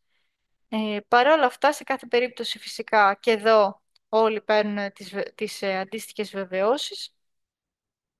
Ε, Βλέπω εδώ εξετάσεις του γυμνασίου αρχίζουν μία έκτου. Εντάξει, εγώ είχα την πληροφόρηση ότι θα είναι τέλη Μαΐου, αλλά εν πάση περιπτώσει θα το δούμε και αυτό. Αν εννοείται, αν βγει κάποια επίσημη ανακοίνωση, δεν ξέρω αν έχει βγει και ήδη, ότι θα γίνει Ιούνιο και πάλι όμως το θεωρώ δύσκολο γιατί υπάρχει εγκύκλωση ότι 11 μέρες πριν τις εξετάσεις δεν μπορεί να ταξιδέψει η ομάδα. Εν πάση περιπτώσει θα τα δούμε όλα αυτά και θα σας στείλουμε πάλι ενημέρωση. Εμείς βέβαια σαν ΕΣΕΡΟ, το ΕΣΕΡΟ της Ελλάδας έχει αποφασίσει κάθε χρόνο να βγάζει 10 διακριθέντα έργα, όπου σε αυτούς τους 10 βγαίνει μια κατάταξη και στέλνουμε σε όλους έτσι κάποια δώρα. Για παράδειγμα, πέρσι στείλαμε το βιβλίο που μας έστειλε η Ίσα, το Ίσα School Atlas, και κάποια αυτοκόλλητα κλπ. Οπότε αποφασίσαμε, αυτό είναι δικό μας, δεν το κάνουν τα άλλα ΣΕΡΟ, να βγάζουμε 10 έτσι, διακριθέντα έργα. Γιατί η αλήθεια είναι ότι υποβάλλουν οι εκπαιδευτικοί πολύ ωραία έργα με πολλή δουλειά και κόπο και θέλουμε να ανταμεθούν ακόμη περισσότεροι. Εδώ βλέπετε κάποια παραδείγματα από κάποια υποβληθέντα έργα. Βλέπετε κάποιες μετρήσεις και κάποια έτσι, που έχουν αντιλήσει ομάδες δορυφορικά δεδομένα, αλλά και κάποιες επίγειες μετρήσεις. Εδώ έχουν χρησιμοποιήσει ας πούμε το Arduino. Εδώ βλέπουν τις πυρκαγιές, για παράδειγμα, του 2021 στη Χαλκιδική. Ε, και έτσι και άλλα όμορφα project, όπου αν κάνετε την εγγραφή σας στην ιστοσελίδα θα μπορείτε να τα δείτε όλα τα περσινά. Αυτή είναι η πλατφόρμα Copernicus Browser που χρησιμοποιούμε για την έβρεση, αξιοποίηση και εξαγωγή δορυφορικών δεδομένων, για την οποία πλατφόρμα έχουμε δημιουργήσει μάλιστα και αναλυτικό οδηγό με συγκεκριμένη μελέτη περίπτωσης, και θα ανέβει και το αντίστοιχο βίντεο το οποίο θα πατάει πάνω στον οδηγό για να δείτε ακριβώς πώς διερευνούμε, ας πούμε, τις πλημμύρες έχουμε βάλει σαν παράδειγμα. Αλλά και εδώ θα γίνουν πάλι κάποιες επιμορφώσεις. Γενικότερα μπορείτε να αντλήσετε φυσικά και από αλλού δεδομένα. Δεν είναι ανάγκη να χρησιμοποιήσετε το Copernicus, αλλά το προτείνουμε εμείς σε όλους. Εδώ, για παράδειγμα, βλέπετε στο EOData, αν πάτε εκεί στη συγκεκριμένη καρτέλα, θα βρείτε και άλλες πηγές από όπου μπορείτε να αντλήσετε τα δεδομένα σας. Εδώ λοιπόν έχω κάνει την εγγραφή μου, My Personal Area θα πάτε, όπου εκεί πια θα συμπληρώσετε το όνομα της ομάδας ή των ομάδων σας, αριθμός εκπαιδευτικών που υποστηρίζουν το project και κάποια άλλα στοιχεία. Και εδώ βλέπετε, ας πούμε, στην πρώτη φάση που σας είπα ότι θα πρέπει να υποβάλλετε το αρχικό πλάνο, ότι πρέπει να συμπληρώσετε αυτά εδώ τα πεδία και να το δημοσιεύσετε. Αφού το δημοσιεύσετε, δεν δημοσιεύεται online, έρχεται ειδοποίηση σε εμάς, καθώς εμείς είμαστε οι εθνικοί διοργανωτές, ότι έχει υποβληθεί το τάδε project, και έρχονται σε εμάς όλες οι πληροφορίες. Από εκεί λοιπόν παίρνουμε τα δεδομένα αυτά και σας στέλνουμε μετά μια ανατροφοδότηση. Και στο τέλος, μέχρι τις 6 Απριλίου που σας είπα, θα πρέπει να υποβάλλετε τα τελικά σας αποτελέσματα, δηλαδή τι κάνατε, κάποιες φωτογραφίες, κάποιο βίντεο, κάποια ιστοσελίδα και ούτω καθεξής. Και στη συνέχεια βγαίνουν και οι βεβαιώσεις. Και όπως είπαμε, αναρτώνται έτσι και στο Project Gallery, την ιστοσελίδα του Ευρωπαϊκού Οργανισμού Διαστήματος. Εδώ βλέπετε κάποια στιγμιότυπα από την εκδήλωση που πραγματοποιείται στο ΕΣΡΙ. Και περνάμε λοιπόν εδώ τώρα στο Κάνσατ, όπου θα καλέσω τον κύριο Παναγιώτη Λάζο ή αλλιώς Τάκη, θέλει να τον φωνάζουν οι φίλοι, να μας μιλήσει έτσι για την εμπειρία του, γιατί συμμετείχε κάποιες χρονιές στο συγκεκριμένο διαγωνισμό, οπότε νομίζω ότι δεν μπορεί να σας τα πει κάποιος άλλος καλύτερα.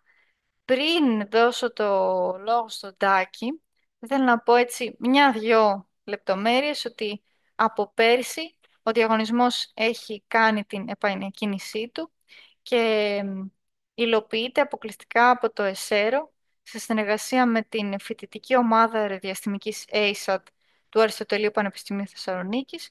Είναι μια ομάδα πυραυλικής η οποία ε, δημιουργεί τους πυράβλους, μην τρομάξετε με πυράβλους και λοιπά, θα σας εξηγήσει μετά ο Τάκης.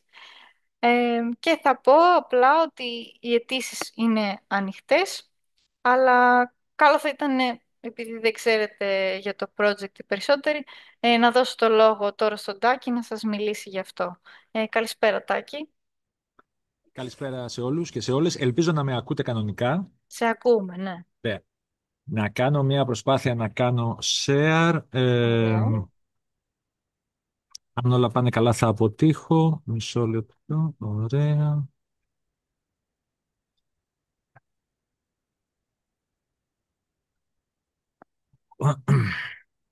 Screen. Ωραία. Βλέπετε να υποθέσω. Μισό λεπτό φορτώνει. Ναι, το βλέπουμε. Ωραία. Τέλεια. Ωραία. Ιωάννα, σε παρακαλώ αν υπάρχουν απορίες επειδή εγώ δεν βλέπω. Ναι, ναι, εννοείται. Ωραία. Λοιπόν, να ευχαριστήσω καταρχάς θερμά το ΕΖΕΡΟ για την πρόσκληση και την Ιωάννα για τις πολλές ώρες που περνάμε πάντα για να συνεννοηθούμε και για τον κόπο της. Θα σας παρουσιάσω στα επόμενα 15 με 20 λεπτά τον διαγωνισμό CANSAT, τόσο σαν να τον παρουσίαζα, ελπίζω, ως μέλος του ΕΖΕΡΟ που δεν είμαι, όσο και σαν εκπαιδευτικός που συμμετείχε 3 χρονιές από το 17 μέχρι το 19 σε αυτό το πρόγραμμα και έχω έναν εθισμό με το θέμα. Λοιπόν, καταρχάς να δούμε λίγο τον όρο CANSAT. Είναι σύνθετη λέξη από το CAN, το ουσιαστικό CAN που σημαίνει κονσέρβα, και το SAT, το satellite. Επειδή η λέξη κονσερβοδορυφόρος δεν θα ακουγόταν καλά, κρατάμε το CANSAT και είναι, κατά τη γνώμη μου, τουλάχιστον για μένα σίγουρα, είναι ό,τι πιο όμορφο και ό,τι πιο δύσκολο έχω κάνει με ομάδα μαθητών. Πάντα το λέω αυτό και μπορείτε να το ακούσετε ως καλό ή ως κακό. Ως καλό να το ακούσετε βασικά. Τι είναι ο διαγωνισμός? Είναι ένας πανελλήνιος μαθητικός διαγωνισμός διαστημικής. Απευθύνεται σε μαθητές ηλικίας 14 με 18 ετών, άρα περιλαμβάνει και τις μεγαλύτερες τάξεις του γυμνασίου, μπορεί να περιλάβει. Οι ομάδες μπορεί να είναι μεικτές, μπορεί να είναι ακόμα και από διαφορετικά σχολεία και χρειάζονται βέβαια τουλάχιστον έναν εκπαιδευτικό ως μέντορα. Κάθε ομάδα πρέπει να αποτελείται από 2 έως 6 άτομα. Στο ερώτημα τι κάνουμε αν έχουμε περισσότερα από 6 άτομα, η απάντηση είναι, αν ήμουν στη θέση σας, θα εξηγούσα ότι τελικά θα πάνε 6, θα επέτρεπα σε όλους να συμμετέχουν και στο δρόμο, όταν στο τέλος θα έβλεπα ποιοι μένουνε, θα έβλεπα τι θα έκανα. Κάπως έτσι. Θα ήταν κρίμα να διώξετε μαθητές που θα θέλανε να συμμετάσχουν. Τώρα, ελπίζω να θέλετε λεπτομέρειες. Κάθε ομάδα πρέπει να κατασκευάσει έναν εκπαιδευτικό δορυφόρο. Το έχω μέσα σε εισαγωγικά γιατί δεν πρόκειται να μπει σε τροχιά. Αν και θα εκτοξευθεί. Δεν πρόκειται να μπει σε τροχιά. Ο δορυφόρος αυτός πρέπει να έχει μέγεθος κουτιού αναψυκτικού. Τα παλιότερα κουτιά, όχι τα καινούρια που είναι κάπως πιο ψηλόλιγνα. Θα δούμε τις διαστάσεις ακριβώς σε λίγο. Και μέσα σε αυτό το αντικείμενο θα πρέπει να υπάρχουν υλικά, μικροελεγκτές, αισθητήρες, μοτέρ, ό,τι νομίζετε εσείς, κάμερες, για να εκτελεστεί κάποια αποστολή. Το κάποια αποστολή βέβαια δεν είναι πολύ σαφές. Στην πραγματικότητα οι αποστολές είναι 2. Η πρώτη αποστολή είναι κοινή για όλες τις ομάδες και είναι η εξής. Το CANSAT τοποθετείται μέσα σε έναν πύραυλο. Εσείς με τον πύραυλο δεν έχετε καμία σχέση. Τον σχεδιάζουν, τον φτιάχνουν, τον χρησιμοποιούν οι φοιτητές της φοιτητικής ομάδας που ανέφερε νωρίτερα η Ιωάννα. Άρα εσείς θα τον δείτε να εκτοξεύεται και είναι πάρα πολύ εντυπωσιακό. Δεν εμπλέκεστε με αυτό το κομμάτι. Το Κάνσατ μπαίνει μέσα σε αυτόν τον πύραυλο, απογειώνεται και σε ύψος περίπου 1 χιλιόμετρου με κάποιον ειδικό μηχανισμό βγαίνει έξω από τον πύραυλο και αρχίζει και πέφτει. Αν όλα πάνε καλά, η πτώση του είναι ελεγχόμενη, εννοώ δεν πέφτει, δεν κάνει ελεύθερη πτώση, επειδή υπάρχει και ένα αλεξίπτωτο στο παιχνίδι, για το οποίο θα πούμε περισσότερα μετά. Όσο λοιπόν πέφτει το Κάνσατ, η πρωτεύουσα αποστολή είναι πως πρέπει να λαμβάνει τουλάχιστον κάθε 1 δευτερόλεπτο μετρήσεις θερμοκρασίας και πίεσης. Και αυτές να τις αποστέλει μέσω μιας κεραίας στο έδαφος, ώστε εσείς, με μια κεραία που θα έχετε φτιάξει, να τις συλλέγετε. Και αυτή είναι η πρωτεύουσα αποστολή. Το κάνουν όλοι. Στη συνέχεια αυτά τα δεδομένα, αλλά αυτό στη συνέχεια, όχι την ώρα της πτώσης, εσείς θα ήταν καλό να τα χρησιμοποιήσετε, να φτιάξετε διαγράμματα, να βγάλετε κάποια συμπεράσματα από αυτά τα δεδομένα. Να λοιπόν η πρωτεύουσα αποστολή. Εδώ, όπως καταλαβαίνετε, χρειαζόμαστε κάποιον μικροελεγκτή και αισθητήρα ή αισθητήρες. Τώρα πάμε στη δευτερεύουσα αποστολή. Η δευτερεύουσα αποστολή είναι η επιλογή της κάθε ομάδας. Δηλαδή, εσείς θα επιλέξετε τι θα κάνετε. Και όπως καταλαβαίνετε, όσο πιο πρωτότυπο και δύσκολο είναι κάτι, τόσο πιο πρωτότυπο που είναι ωραίο και δύσκολο που είναι άσχημο είναι κάτι. Αν είναι η πρώτη σας φορά στο διαγωνισμό, καλύτερα να επιλέξετε κάτι που να είναι συμπαθητικά πρωτότυπο και εύκολα πραγματοποιήσιμο.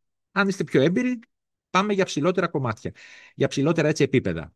Είναι λοιπόν μια καλή ιδέα να, εδώ πέρα, αν θέλετε, είναι το πιο ωραίο κομμάτι του διαγωνισμού, γιατί εσείς και οι μαθητές σας θα κάνετε έτσι μια συζήτηση που οι αρχαίοι Έλληνες το λέγανε brainstorming, ώστε να δείτε τι αποστολή θα κάνετε. Θα σας πω μερικές ιδέες που έχουν γίνει και μπορούν να ξαναγίνουν, αλλά εσείς μπορείτε να σκεφτείτε κάτι άλλο. Για παράδειγμα, κάποιος μπορεί να φτιάξει ένα αλεξίπτωτο το οποίο με κάποιο μοτέρ θα το ελέγχει, ώστε να υπάρχει μια ελεγχόμενη προσγείωση. Δηλαδή να μην πέσει όπου πέσει, αλλά να πέσει σε ένα χώρο που θα έχετε εσείς προεπιλέξει. Ένας άλλος μπορεί να, όταν πέσει κάτω το Κάνσατ, αφού προσγειωθεί, να το κάνει να βγάλει τροχούς και να γίνει rover. Άρα μια αποστολή που συνεχίζεται και μετά την προσγείωση. Ένας άλλος μπορεί να βάλει πάνω 15 αισθητήρες και να έχει όλα ό,τι δεδομένα μπορεί κανείς να φανταστεί. Και τα λοιπά και τα λοιπά. Δεν υπάρχει τέλος στις ιδέες. Αλλά η δευτερεύουσα αποστολή είναι, αν θέλετε, η ταυτότητά σας. Προχωράμε. Ο δορυφόρος, όπως είπαμε, εκτοξεύεται, αυτά τα είπαμε ήδη, με τη βοήθεια ειδικού πυράβλου. Δέχεται πολύ μεγάλες επιταχύνσεις και κατά την εκτόξευση και κατά την απομάκρυνση μέσα από τον πύραυλο, γιατί τον χτυπάει ουσιαστικά ένα έμβολο. Τόσο μεγάλες επιταχύνσεις που σε λίγο θα δούμε πόσο μεγάλες είναι και τι σημαίνει αυτό. Κατά την κάθοδο, όπως είπαμε, το Κάνσατ εκτελεί τις αποστολές. Η δευτερεύουσα μπορεί να εκτελεστεί και ενώ προσγειωθεί, και αφού προσγειωθεί. Τελικά τα λέω πριν τα δείτε. Πάμε τώρα στους περιορισμούς, που το κάνουν και πολύ ενδιαφέρον. Οι διαστάσεις του αντικειμένου πρέπει να είναι ύψος 115 χιλιοστά, το πολύ, και διάμετρος 66 χιλιοστά, το πολύ. Δεν μπορεί να εξέχει τίποτα γύρω από τη διάμετρο. Τίποτα. Εάν θέλετε κάτι να εξέχει, θα φροντίσετε να εξέχει αφού βγει από τον πύραυλο. Θα βγάλει, ας πούμε, στα πλαϊνά 2 ράβδους, θα κάνει, ας πούμε, κάτι τέτοιο, όπως είναι ο κύλινδρος, θα βγάλει μετά εδώ μια ράβδο για να έχει μια κάμερα. Πολύ ωραία. Θα το κάνει μετά την εκτόξευση. Το μόνο που μπορεί να εξέχει πάνω και κάτω, όχι έξω από τη διάμετρο, είναι το αλεξίπτωτο, προφανώς, και κεραίες που θα χρειαστείτε. Ενδεχομένως για το GPS ή βέβαια για την επικοινωνία με το έδαφος. Αν πάτε με πιο μεγάλο Κάνσατ από αυτό, δεν θα μπει στον πύραυλο. Και εδώ βλέπετε ακριβώς τις διαστάσεις. Η μάζα πρέπει να είναι από 300 ως 350 γραμμάρια. Και αυτό είναι από τα δύσκολα σημεία. Αν πάτε με κάτω από 300 γραμμάρια, θα πρέπει να προσθέσετε μάζα. Να προσθέσετε ουσιαστικά έρμα. Ξέρω εγώ, να προσθέσετε κόλλα, να βάλετε 2-3 παξιμάδια, κάτι να κάνετε. Άμα είναι πάνω από 350 γραμμάρια, δεν θα μπει στον πύραυλο. Η ταχύτητα καθόδου με το αλεξίπτωτο θα πρέπει να είναι από 10 μέχρι 15 μέτρα το δευτερόλεπτο. Αν είναι μεγαλύτερη, αν πέφτει πιο γρήγορα, τότε αυτοί που είναι από κάτω κινδυνεύουν, παρόλο που ο πύραυλος εκτοξεύεται σε ένα πεδίο βολής του στρατού και με τέτοια κατεύθυνση που να πηγαίνει μακριά από το κοινό. Αλλά, εν πάση περιπτώσει, δεν θέλουμε να πέσει κάτω σαν βαρύδι. Αν είναι πολύ μεγαλύτερη από τα 15 μέτρα το δευτερόλεπτο και φυσάει λίγο, δεν θα το βρείτε ποτέ. Το οποίο άλλωστε συμβαίνει τακτικά, να το έχετε υπόψη σας. Θα το πάρει ο άνεμος, θα προσγειωθεί κάπου τόσο μακριά που απλά θα το χάσετε. Άρα πρέπει να γίνουν δοκιμές με το αλεξίπτωτο. Θα σας πω μετά μια ιδέα, υπάρχουν και άλλες, ώστε η ταχύτητα να είναι αυτή. Να είναι εκεί μέσα, σε αυτές τις δύο τιμές. Πρέπει να αντέχει σε επιτάχυνση έως 20 φορές την επιτάχυνση της βαρύτητας. Αυτό πρακτικά σημαίνει ότι πρέπει να το πετάτε στον τοίχο και να δουλεύει. Όχι να μην σπάσει, να δουλεύει. Αυτό είναι πολύ σημαντικό και πάρα πολύ ενδιαφέρον. Υπάρχουν δουλειές από εξαιρετικές ομάδες που κατά κάποιο τρόπο η δουλειά πήγε χαμένη γιατί στην εκτόξευση έφυγε ένα καλώδιο. Καλώδιο από την μπαταρία. Από τη φοβερή επιτάχυνση. Και βέβαια το κάνσατ έμεινε νεκρό. Δεν έκανε τίποτα. Αυτό είναι μεγάλη πρόκληση και πολύ ενδιαφέρουσα. Το κάνσατ θα τροφοδοτείται από μπαταρίες ή και φωτοβολταϊκά. Δεν γνωρίζω αν υπάρχει κάποιο κάνσατ που να δουλεύει μόνο με φωτοβολταϊκά. Το θεωρώ αδύνατο, γιατί πρέπει να δουλεύει και μέσα στον πύραυλο. Και μέσα στον πύραυλο δεν θα έχει φως. Άρα τα φωτοβολταϊκά είναι σίγουρα συμπληρωματικά, δεν μπορεί να είναι η μόνη πηγή ενέργειας. Σε κάθε περίπτωση η μπαταρία θα πρέπει να μπορεί να λειτουργεί για 3 ώρες. Θα μου πείτε γιατί για 3 ώρες. Και η απάντηση είναι ότι το κάνσατ θα προσγειωθεί κάπου και εσείς θα πρέπει να μπορείτε να το βρείτε. Και για να μπορείτε να το βρείτε, θα πρέπει κάπως να επικοινωνεί μαζί σας, άρα να λειτουργεί. Και μπορεί το ψάξιμο να πάρει 3 ώρες. Αν σβήσει και δεν έχετε ορατότητα, δεν θα μπορείτε να το δείτε. Παρεπιπτόντως, για τον ίδιο λόγο, είναι καλό το αλεξίπτωτο να είναι ένα χρώμα που να διακρίνεται εύκολα. Κάτι σε κόκκινο είναι μια καλή ιδέα. Να μια όμορφη προϋπόθεση. Το κόστος του κάνσατ δεν μπορεί να ξεπεράσει τα 500 ευρώ. Η αλήθεια είναι βέβαια ότι στην ουσία θα τα ξεπεράσει, γιατί σε αυτό πρέπει να προσθέσουμε όποια πράγματα έχουμε χρησιμοποιήσει και έχουν καεί και έχουν ξανακαεί ή έχουν αποτύχει. Πρέπει να σκεφτούμε την κεραία που θα φτιάξουμε, αλλά σε κάθε περίπτωση αυτό που θα παραδώσουμε δεν μπορεί να κοστίζει πάνω από 500 ευρώ. Και είναι μια έξυπνη, θα έλεγα, προϋπόθεση, ώστε η επιτυχία και η πρωτοτυπία του project να μην εξαρτάται πάρα πολύ από τα οικονομικά του σχολείου. Όχι ότι 500 ευρώ είναι χαμηλό ποσό, αλλά είναι καλό που υπάρχει σαν όριο. Αυτό το είπα νωρίτερα. Και η ομάδα πρέπει να ενημερώσει το σχολείο και την τοπική κοινότητα με διάφορες δράσεις, ομιλίες, εφημερίδα, διαδίκτυο, ό,τι άλλο μπορείτε να φανταστείτε, για την αποστολή. Δηλαδή είναι κομμάτι και αυτό της αξιολόγησης της αποστολής.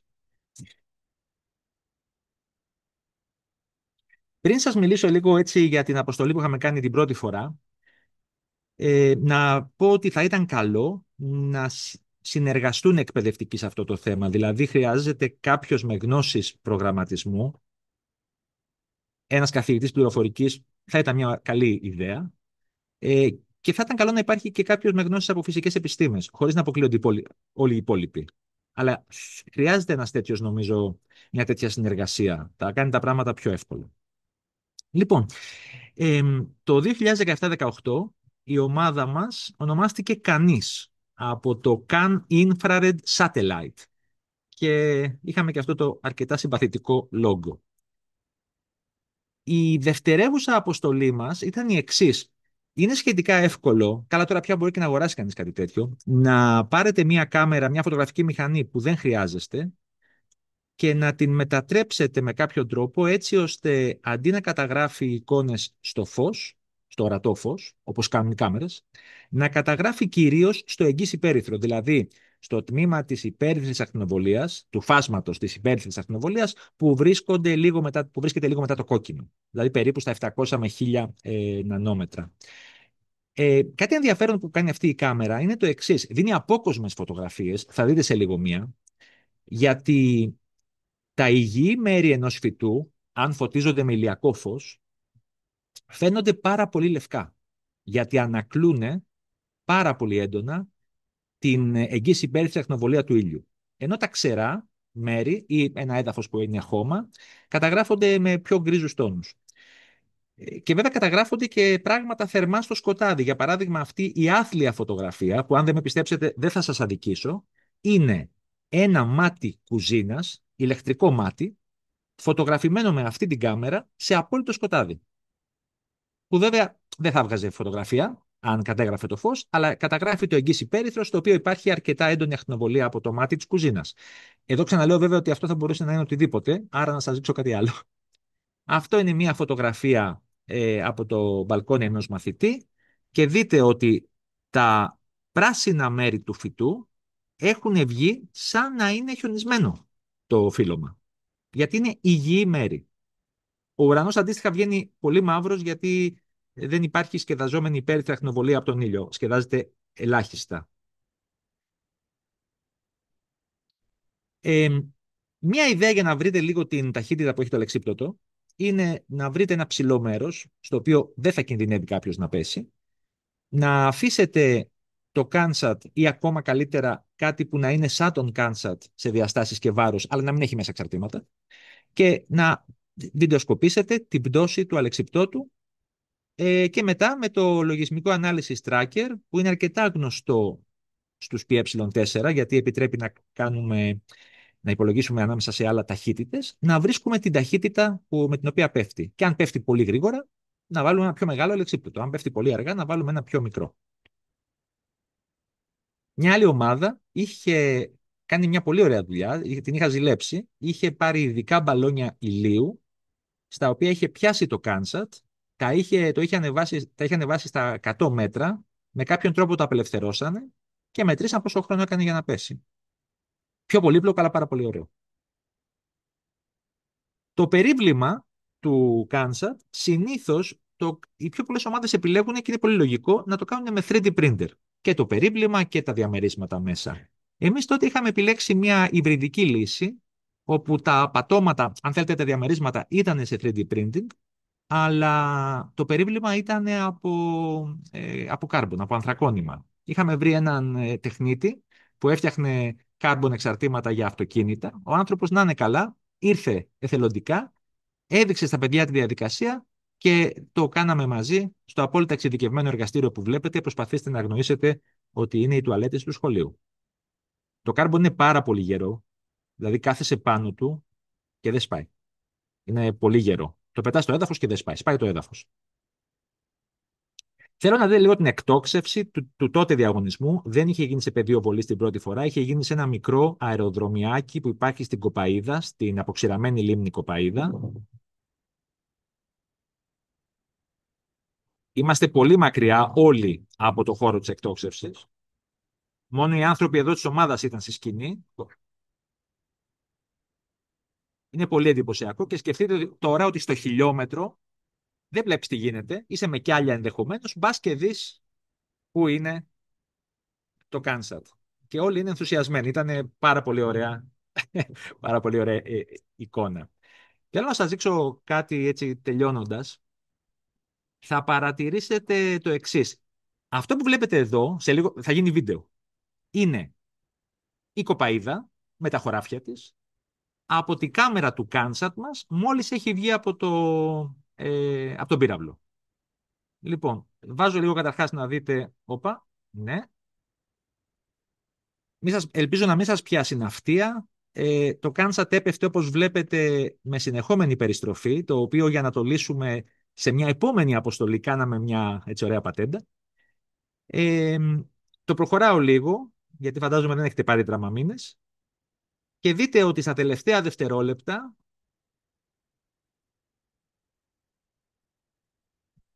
να το σταματήσω την κατάλληλη στιγμή. Συγγνώμη. Μάλιστα. Κάπου εδώ, αν παρατηρήσετε, στην περιστροφή που κάνει, ακριβώς λίγο πιο πίσω, εδώ για παράδειγμα, αυτό το χωράφι που είναι λευκό, είχε πάρα πολύ μικρά φυτά, περίπου τόσα. Κάπου φαίνονται κάποιες λεύκες. Τώρα, για να μην σας κουράσω, οι λεύκες φαίνονται κατάλευκες. Ίσως γι' αυτό λέγονται λεύκες. Αστείο.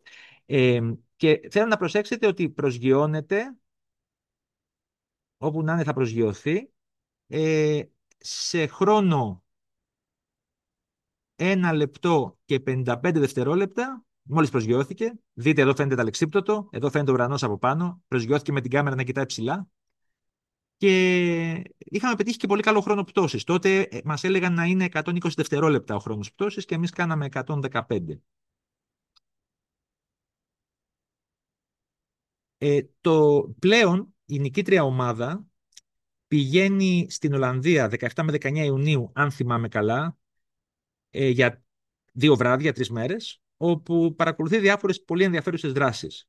Τότε συμμετείχαμε στον Ευρωπαϊκό Διαγωνισμό, που ομολογώ ότι ήταν πιο ωραίο, αλλά προφανώς πιο κοστοβόρο. Και αυτές είναι στιγμές από τον Ευρωπαϊκό Διαγωνισμό. Βλέπετε εδώ τη μακαρονάδα που είχαμε. Αργότερα υιοθετήσαμε πλακέτες για να μην έχουμε όλα αυτά τα καλώδια που μόνο πρόβλημα δημιουργούν. Είχαν έρθει και κανάλια. Ήταν ωραία, ομολογώ.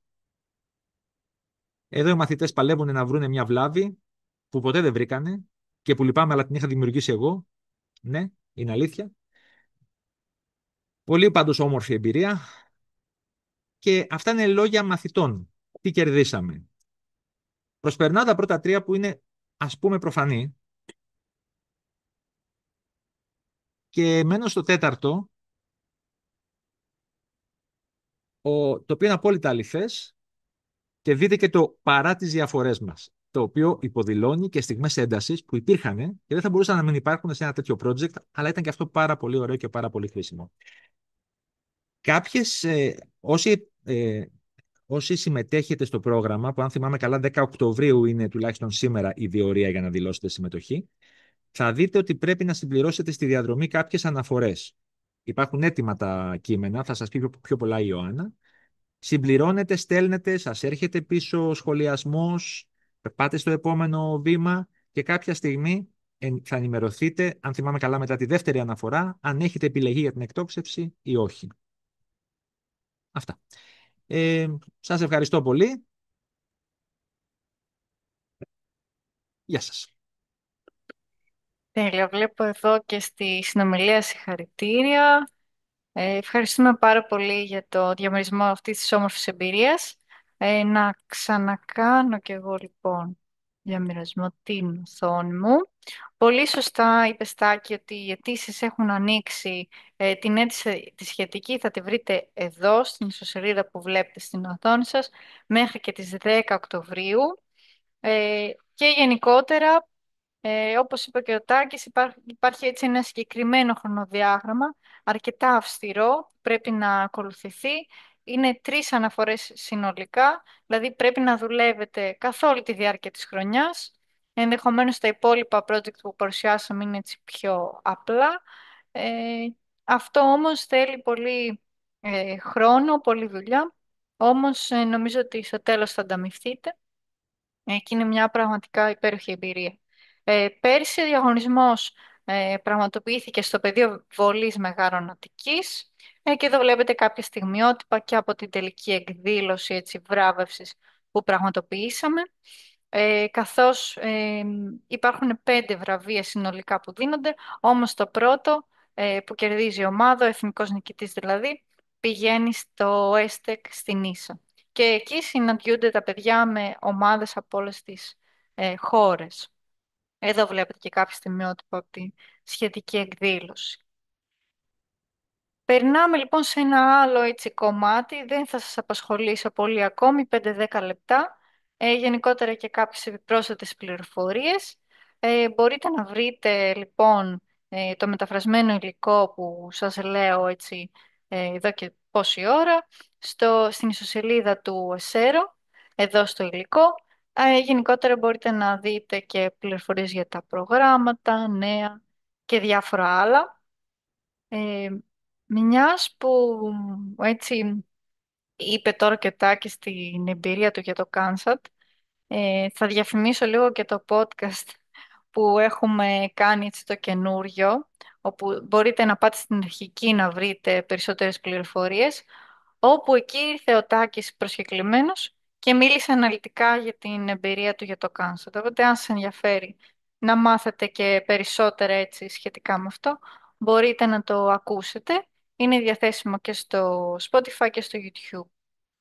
Επίσης, έχουμε από πέρσι, λειτουργούμε το ψηφιακό περιβάλλον e-learning, το οποίο λειτουργεί ως αποθετήριο και κανάλι επικοινωνίας για όλους τους εκπαιδευτικούς. Φιλοξενείται στο περιβάλλον του Πανεπιστημίου, του ΑΠΙΘΙΤΑ, και θα σας στείλουμε στη συνέχεια έτσι στο email σας μία ειδοποίηση για το εάν θέλετε να εγγραφείτε. Πώς το δουλεύουμε το e-learning? Ουσιαστικά υπάρχουν κάποιες ομάδες, π.χ. ξεχωριστή ομάδα για το Climate Detectives, ξεχωριστή ομάδα για το Mooncamp κλπ. Όπου διαλέγετε σε ποια ομάδα θέλετε να ενταχθείτε και εκεί πια υπάρχει έτσι, είναι μαζεμένο το διαθέσιμο υλικό και από παλαιότερες επιμορφώσεις. Επίσης σας έρχονται ειδοποιήσεις από ανακοινώσεις, για παράδειγμα για κάποια επιμόρφωση που πρόκειται να κάνουμε, και κάποιες φορές βάζουμε έτσι και κάποιες αναθέσεις εργασιών, ας πούμε, κάποια εργαστήρια που έχουν πάλι βοηθητικό χαρακτήρα. Θα σας προτρέπω λοιπόν να πείτε, να δηλώσετε. Εάν όμως έχετε έτσι το χρόνο και την όρεξη, να μπείτε, να το δείτε, έτσι να το ψάξετε. Και αυτό το λέω γιατί κάποιοι, ας πούμε, επειδή βλέπουμε πότε μπήκανε και αν μπήκανε, αν δεν έχετε σκοπό δηλαδή να μπείτε, καλό είναι να το αφήσετε. Παρ' όλα αυτά θα σας έρχονται ειδοποιήσεις αν δηλώσετε ότι θέλετε να συμμετέχετε στο Climate Detectives. Επίσης, ένα πολύ σημαντικό εγχείρημα που ξεκινήσαμε από πέρσι και τρέχουμε και φέτος, είναι το δεύτερο Εσέρο Greece Symposium, το οποίο έχει θέμα διάστημα και νέα γενιά. Είναι ένα πολύ μεγάλο συμπόσιο που θα πραγματοποιηθεί με δωρεάν είσοδο για όλους το Σάββατο στις 11 Οκτωβρίου στο Συνεδριακό Κέντρο Αρχαίου Λεώνα του Πανεπιστημίου Δυτικής Αττικής. Εδώ βλέπετε το QR code όπου μπορείτε να δηλώσετε συμμετοχή. Ωστόσο θα σας στείλω τώρα και στο chat έτσι το σύνδεσμο να δηλώσετε αν θέλετε. Και υπάρχουν και πληροφορίες στην ιστοσελίδα, σας τις στέλνω και αυτή, όπου θα δείτε το αναλυτικό πρόγραμμα, το οποίο είναι έτσι αρκετά ενδιαφέρον θα έλεγα. Σκοπός, όπως είπαμε, είναι η έμπνευση της νέας γενιάς στις επιστήμες του διαστήματος. Επομένως, θα δείτε έτσι διάφορους σημαντικούς ομιλητές. Για παράδειγμα, θα έρθει ο Έλληνας που δουλεύει στο Ευρωπαϊκό Κέντρο Εκπαίδευσης Αστροναυτών. Θα γίνει ένα πάνελ με μαθητές που συμμετείχαν πέρσι στο Κάνσατ, όπου εκεί θα μας πούν τις εμπειρίες τους. Θα παρουσιαστούν τα εκπαιδευτικά προγράμματα από εκπαιδευτικούς ή και μαθητές. Θα μιλήσουμε για τις μαύρες τρύπες και πώς μπορεί να γίνει η σύνδεση αυτή στην τάξη. Εξερεύνηση διαστήματος για όλους. Η εμπειρία εξερεύνησης διαστήματος στο σχολείο. Ενώ παράλληλα θα γίνει και μια συζήτηση πάνελ σχετικά με το διάστημα στην Ελλάδα και θα συνδέσουμε τη βιομηχανία και την εκπαίδευση με διάφορους σημαντικούς ομιλητές, είτε από πανεπιστήμια είτε από σημαντικούς έτσι, φορείς που δραστηριοποιούνται στον τομέα του διαστήματος. Θα είναι επίσης και ο Τάκης με μια ομάδα ανθρώπων, θα κάνουν stand-up παράσταση για την επιστήμη, και επίσης θα υπάρχουν και παράλληλες αίθουσες εργαστήρια για εκπαιδευτικούς, τα οποία έχουν να κάνουν έτσι, είναι σχετικά αρκετά με τα project, εισαγωγή στην τρισδιάστατη σχεδίαση, εισαγωγή στη μικροκλιματική τηλεπισκόπηση και χρήση δορυφορικών δεδομένων. Θα γίνει επίσης ένα εργαστήριο για κώδικα, ενώ παράλληλα θα γίνει και ένα εργαστήριο για μαθητές, όπου οι ίδιοι σε συνεργασία με τον Λευτέρη Καραγιάννη από την ίσα και άλλους θα φτιάξουν το δικό τους μικροδορυφόρο με Lego. Και επίσης στον χώρο του ΦΟΑΓΕ και στον εξωτερικό χώρο θα υπάρχουν διάφορες δράσεις ε, σχετικά με STEM και διάστημα. Επίσης, για όσους βρίσκονται Θεσσαλονίκη, ενημερωτικά, στις 1 Οκτωβρίου, την Τετάρτη, θα πραγματοποιήσουμε εκδήλωση σε συνεργασία με τον Όμπλο Φίλων Αστρονομίας και τους υπεύθυνους διάχυσης αστρονομίας για την εκπαίδευση, αλλά και τον Νόησης, σχετικά με και θα πραγματοποιηθεί μια ομιλία από τον Δόκτωρ Σταύρο Κουκιόγλου, η ζωή σε μικροβαρύτητα, και θα δούμε πώς ζουν οι αστροναύτες στον Διεθνή Διαστημικό Σταθμό, ενώ στο τέλος θα υπάρχει παρατήρηση της σελήνης και του πλανήτη Κρόνου με τηλεσκόπια. Η είσοδος και εδώ είναι ελεύθερη και ξεκινάει στις 6 και 4 μέχρι όσο έτσι πάει μετά η παρατήρηση. Ναι, το συμπόσιο, όπως λέει και ο κ. Λαμπρινός, θα έχει live streaming. Ο σύνδεσμος θα αναρτηθεί στην ιστοσελίδα του συμποσίου, αλλά μπορώ να σας το στείλω το σύνδεσμο και μέσω email, γιατί είναι έτοιμος. Θα σας το στείλω μετά, επομένως, το σημειώνω και αυτό. Αυτά είχα να σας πω. Εδώ βλέπετε ορισμένες έτσι χρήσιμες πηγές για περαιτέρω διερεύνηση όποιος θέλει. Φυσικά για οποιαδήποτε απορία υπάρχει και το κεντρικό email του ΕΣΕΡΟ που το λαμβάνουμε όλοι, και ο κύριος Λαμπινός και ο κύριος Μουρατίδης και εγώ. Κάποιος από εμάς θα σας απαντήσει. Υπάρχει και το τηλέφωνό μας. Και από εκεί και πέρα, αν θέλετε να αναφερθείτε σε κάποιο συγκεκριμένο project, έχουμε ξεχωριστό email και για το κάθε project. Δεν ξέρω αν υπάρχουν ερωτήσεις. Νομίζω ότι ο κύριος Λαμπρινός έχει απαντήσει στο chat σε όλες τις ερωτήσεις. Δεν βλέπω κάτι άλλο δηλαδή. Επομένως, περιμένετε ειδοποίησεις στο email σας. Ελπίζω έτσι να ήταν αρκετά κατατοπιστική αυτή η συνάντηση και θα χαρούμε πολύ να σας δούμε στα project φέτος, και να συνεισφέρουμε ακόμη περισσότερο στην επικοινωνία αυτή της επιστήμης και να εμπνεύσουμε τους μαθητές ε, να ασχοληθούν με τον τομέα του διαστήματος με τον όποιο τρόπο. Ευχαριστώ και τον Τάκη που ήταν εδώ σήμερα μαζί μας και μας παρουσίασε έτσι το όμορφο project του,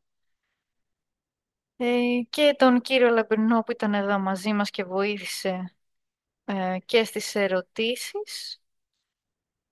Ωραία, νομίζω ότι λοιπόν να δω ακόμα μία ερώτηση που υπάρχει στον χώρο του Q&A. Αν μπορούν να δημιουργήσουν ατομικό λογαριασμό στο Copernicus Browser. Ναι, στο Copernicus Browser μπορεί να δημιουργηθεί ατομικός λογαριασμός. Ουσιαστικά, αν έχει κάποιος email και βάλει κάποιον κωδικό, μπορεί να δημιουργηθεί ένας λογαριασμός. Ωραία.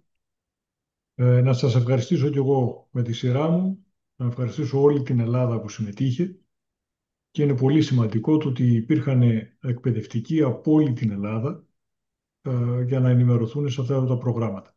Οτιδήποτε θέλετε είμαστε στη διάθεσή σας, και η κυρία Ρεπανίδου και όλα τα υπόλοιπα στελέχη του γραφείου, με το καλό να ξεκινήσει άλλη μια χρονιά προγραμμάτων της ίσα. Γεια σας από μένα. Ευχαριστούμε. Γεια σας.